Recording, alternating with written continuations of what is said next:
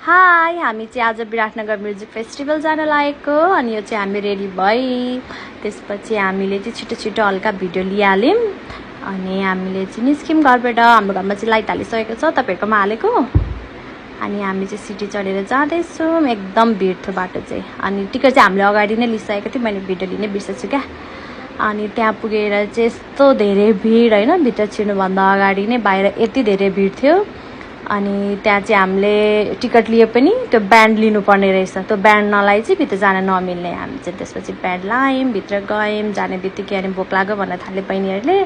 त्यसपछि हामी चाहिँ हल्का के नास्ता खायौँ। त्यसपछि हाम्रो कन्सर्ट सुरु भयो। यो चाहिँ हाम्रो विराटनगरको लोकल स्मृति ब्यान्ड। हामी चाहिँ अनि रमाउँदै नाच्दै गाउँदै होइन बसिरहेको थियौँ, हल्का हल्का भिडियो लिँदै पनि। त्यसपछि रमाइलो नै भइरहेको थियो। त्यसपछि भनेको चाहिँ पूर्ण राईको कन्सर्ट आयो। मा त यति धेरै क्राउड मान्छेहरूले होइन, अघिसम्ममा पुरै खाली खाली जस्तो छ। यो कन्सर्ट सुरु भएपछि त पुरै क्राउड, खुट्टा हाल्ने ठाउँ पनि थिएन।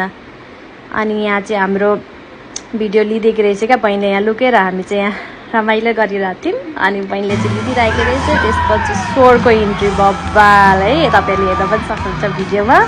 एकदमै धेरै मान्छेहरूको हातहरू उठेकै देख्न सक्नुहुन्छ त्यहाँ। रमाइलो भयो कन्सर्ट। त्यसपछि त्यहाँ डेभिल्स चाउचाउको स्टल लागिरहेको रहेछ अनि लिने भन्यौँ।